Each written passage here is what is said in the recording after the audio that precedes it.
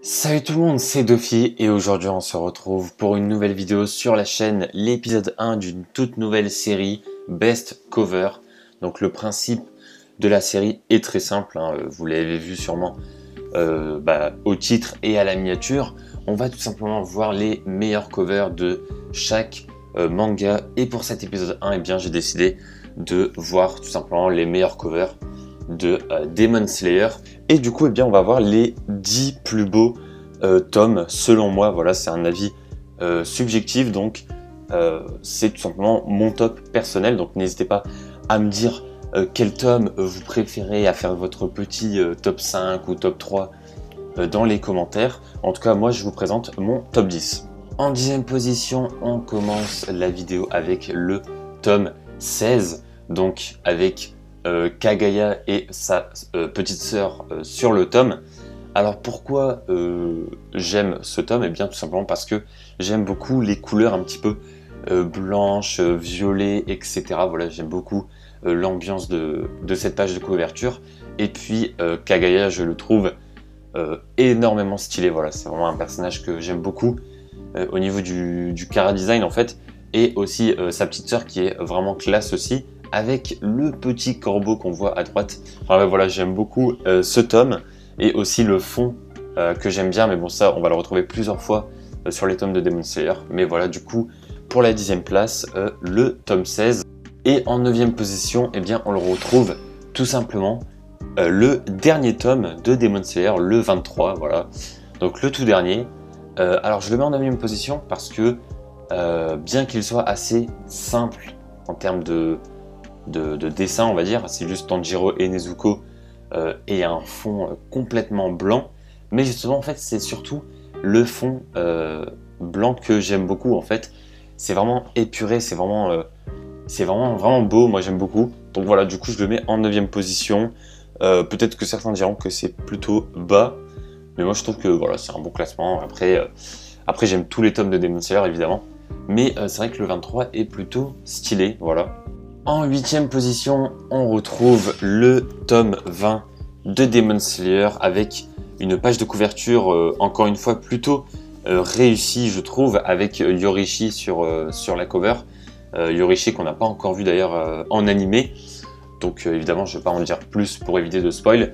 Mais en tout cas, sachez une chose, c'est que la page de couverture ne vous spoil pas du tout. Pour ceux qui regardent que l'animé, vous inquiétez pas. Donc voilà, moi je trouve ça très stylé, les images où on voit les personnages qui sont en pleine action.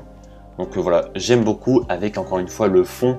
On peut voir un petit peu des portes traditionnelles japonaises. Donc c'est plutôt stylé, j'aime beaucoup ce tome. En 7e position, on retrouve tout simplement le tome 5 avec Tomioka Gyu sur la page de couverture. Donc ce tome, il est assez emblématique, on va dire, parce que c'est la première fois qu'on voit un pilier sur une cover. Et en plus de ça, du coup, c'est Tomioka, le premier pilier qu'on voit dans l'anime et dans le manga. Donc j'aime beaucoup ce tome parce que il est assez coloré, je trouve. Donc il n'y a pas beaucoup de tomes Demon Slayer qui sont vraiment colorés à ce point. Mais c'est vrai que celui-là, il est plutôt stylé. Donc voilà, tome 5, avec Tomioka qui s'apprête à dégainer son katana. Donc vraiment stylé, avec ses habits aussi qui sont assez classe. Et puis le fond qui colle bien avec finalement sa partie gauche de sa cape. Donc voilà, du coup j'aime beaucoup. Donc je le mets en 7e position. Et en 6e position, on retrouve le tome 2 de Demon Slayer. Donc pour moi, il est vraiment pas mal parce que on voit directement Muzan, qui est le grand méchant du manga. On le voit directement au tome 2. Donc c'est assez stylé. Et puis en plus de ça, on voit vraiment Tanjiro et Muzan habillés tous les deux avec des costumes noirs. Et puis on voit surtout que Tanjiro est derrière Muzan et que Muzan lui tourne le dos. Donc ça rappelle un petit peu la scène où Muzan s'enfuit et Tanjiro s'apprêtait à le combattre, même si on savait que à ce moment-là c'était beaucoup trop tôt et que Tanjiro ne pouvait pas rivaliser contre Muzan. Mais voilà, c'est vraiment cette confrontation et en même temps le fait que Muzan se soit sauvé. Donc ça on le voit très bien sur la cover, donc ça j'aime beaucoup. Et puis encore une fois, je vais le dire à chaque fois, mais le fond, vraiment les fonds de cover sont vraiment très stylés. Et en 5e position, on retrouve le tome 19 avec Obanai, le pilier des serpents. Déjà le titre est vraiment bien avec les contours, etc. Les couleurs du fond, on voit en haut c'est un petit peu bleu-violet et en bas c'est un petit peu gris-vert. Et puis aussi le fait que Obanai soit mis en avant avec ses costumes, avec son costume noir et blanc, et puis ses serpents blancs. Donc voilà, pas grand chose à dire non plus, mais c'est juste que je trouve la composition et les couleurs super intéressantes et je trouve vraiment ce tome très très classe. En 4e position, évidemment, le tome 17.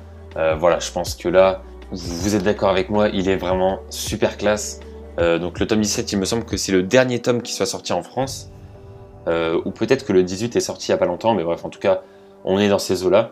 Mais du coup, le tome 17 en 4e position, donc assez haut quand même dans le classement, mais j'aime beaucoup ce tome parce que, encore une fois, le fond qui est hyper stylé, ça rappelle encore une fois la tradition japonaise, le temps un petit peu des samouraïs, etc. Et on a eh bien Sanemi devant avec un air très sérieux. Donc c'est assez stylé de le voir comme ça parce que d'habitude Sanemi c'est un peu le mec, c'est un peu une tête brûlée, un mec qui réfléchit pas, qui fonce dans le tas et qui veut toujours se battre, etc. Un mec qui crie tout le temps et tout. Bon, même s'il est pas vraiment comme ça tout le temps, mais vous avez compris à peu près le délire du perso. Et là on voit vraiment qu'il est concentré, qu'il est sérieux et tu sais que c'est un tome où il va se passer des choses très sérieuses, donc très très stylé. Voilà le tome 17 en 4e position. En 3e position, on retrouve le tome 9. J'adore les couleurs, j'adore le personnage surtout. Je pense que c'est surtout pour ça qu'il fait qu'il soit dans le top 3. Mais voilà le tome 9 avec Tengen qui a vraiment plein d'accessoires sur lui. Il a plein de détails, de dessins, etc. C'est pour ça que j'aime beaucoup Tengen parce que ce soit au niveau de ses habits, de son visage, de ses katanas, même de ses bras, de ses bracelets et tout, il a beaucoup de détails sur lui, beaucoup d'accessoires, beaucoup de choses, donc ça rend le personnage vraiment stylé et assez compliqué à dessiner, sauf pour l'auteur évidemment. Mais bon voilà, du coup j'aime beaucoup les couleurs, j'aime beaucoup la mise en page, la forme, etc. Et aussi le fond qui est incroyable.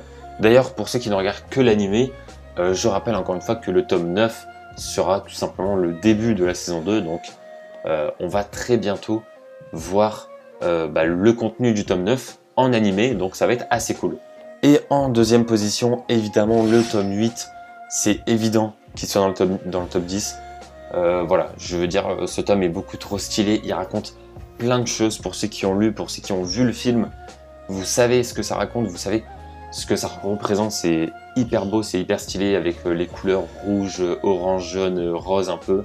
Donc voilà, c'est vraiment super beau, le fond, le personnage qui est mis en avant, etc. Avec Kyojuro, hein, tout simplement. Le pilier du feu. Et du coup, pour rappel, le tome 8, c'est tout simplement le film, en fait, hein, c'est le contenu du film. Même si les 2 derniers chapitres du tome 8, c'est plutôt le début de la saison 2. Mais on va dire que, globalement, c'est tout simplement le contenu du film. Donc c'est vraiment stylé. Voilà, cette cover est trop belle. Et en première position, on retrouve le tome 15. Alors ça va peut-être étonner plusieurs personnes parce que c'est peut-être pas le tome que vous voyez en première position, mais moi personnellement c'est vraiment celui que j'adore parce que Gyomei en fait, le pilier de la roche, j'adore ce personnage, j'adore son chara-design, j'adore sa façon de combattre, sa façon de penser et tout, son caractère en fait. J'aime tout dans ce perso et le fait qu'il y ait un tome avec Gyomei dessus et qu'il soit tout seul, qu'il n'y ait vraiment que lui, bah c'est voilà, moi j'adore, je dis oui en fait.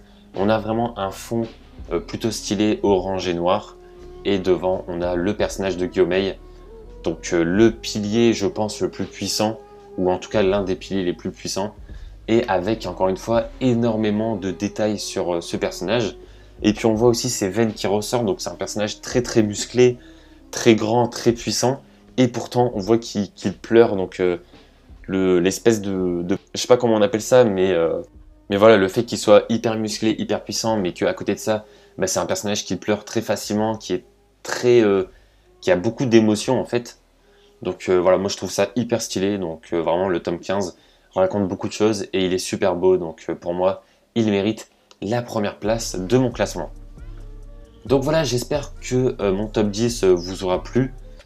J'espère que vous n'avez pas été trop énervé sur mes classements parce que, encore une fois, je répète, c'est mes goûts, c'est mon avis. Donc n'hésitez pas vraiment à me dire un petit peu vos tomes préférés dans les commentaires.